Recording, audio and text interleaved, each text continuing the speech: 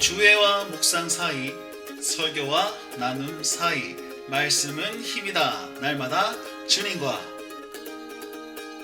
오늘 우리에게 주시는 하나님의 말씀, 예레미야 7장 16절에서 28절까지 말씀입니다. 오늘 본문에서 우리 하나님은요, 이스라엘 백성에게 들음을 강조하고 있습니다. 23절 말씀에 보시면 너희는 내 목소리를 들으라 라고 얘기하고 있습니다. 여러분, 듣는다는 것은 순종으로 이어지는 첫걸음입니다. 듣고 마음에 새기고 행동하게 되는 거죠. 그래서 하나님은 하나님의 말씀, 그것을 들으라 라고 얘기하고 있습니다.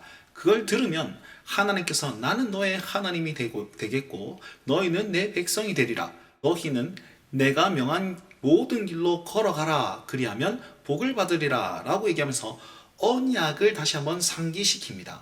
이 말씀은 하나님께서 인간과 제일 처음 맺은 언약의 내용이었습니다. 그래서 내가 너와 함께하고 너는 내 백성이 되니까 내 말씀을 듣고 행하라 라는 것을 강조하고 있습니다. 그래서 그걸 말씀하기 위해서 우리 하나님은요, 내가 내 종 선지자들을 너희에게 보내되 끊임없이 보내고 있습니다. 그래서 선지자는 일괄적으로 계속 이 메시지를 계속 외치고 있죠. 하나님의 말씀을 들으십시오. 하나님께 집중하십시오. 하나님의 길로 행하십시오. 그런데 이 사람들은요, 듣지도 않을 뿐더러 행하지도 않았습니다. 순종하지도 않았습니다.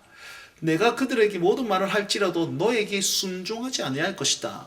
너희 듣지도 아니할 것이다 라고 얘기합니다. 이것은요, 예레미야 말을 듣지 않았다라기보다는 너희 하나님 여호와의 목소리를 순종하지 않는 것이 되어버린 것이지요.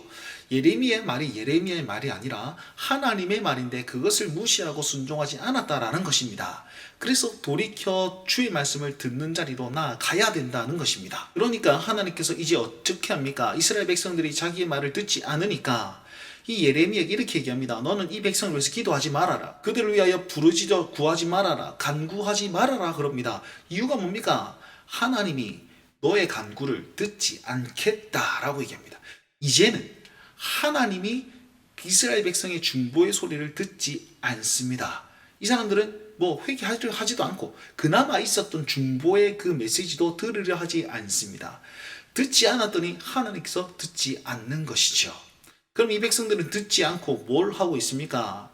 보시면 온 가족이 총출동하여서 자식들은 나무를 줍고 아빠는 불 피우고 엄마는 부녀자들은 열심히 과자를 만들어 가지고 하늘의 여왕을 위해서 섬깁니다. 이 하늘의 여왕은 누구냐면 바벨론, 아수르의 신인 아스다롯을 상징합니다. 자, 그 우상에게 갖다 바치고 있죠. 그죠?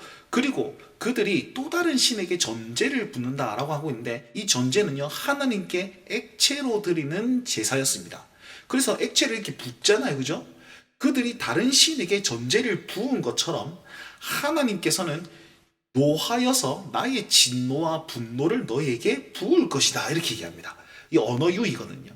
너희가 전제를 이방 신에게 부었으니까 나는 너에게 진노를 부을 것이다. 이렇게 얘기합니다. 그리고 이 하나님의 백성들이 지 마음대로 하나님을 섬기고 우상을 섬기니까 하나님께서 더 이상 그것 내게 드리지 말아라. 희생 제물과 번제물에 고기를 아울러 먹으라. 이렇게 얘기합니다. 여러분, 번제물은요, 고기를 먹지 않습니다.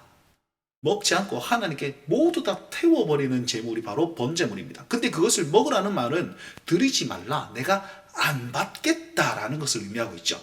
하나님께서 이스라엘 백성과 단절을 선언하십니다. 이유가 뭡니까? 바로 이스라엘 백성들이 명령을 듣지 않았기 때문이다 라고 얘기하고 있습니다.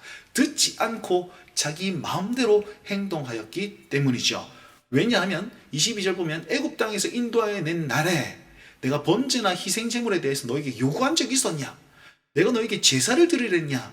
아니, 마음을 주러 행동을 주고 순종하라. 그걸 원했지 않느냐? 이걸 상기시키고 알려주고 계시는 것입니다. 자, 우리 삶에 한번 적용해 봅시다. 여러분, 과연 무엇을 듣고 계십니까? 우리의 들음은 두 가지가 있다고 생각합니다. 하나는 듣고 순종의 길로 이르는 들음이 있고, 또 하나는 듣고 흘려버리는 들음이 있을 것입니다. 여러분, 주일 말씀이 기억나십니까? 아니면 내게 은혜 주신 그 하나님의 말씀이 기억하십니까? 아니면 오늘 하루 하나님 들려오는 그 붙잡는 말씀이 있으십니까?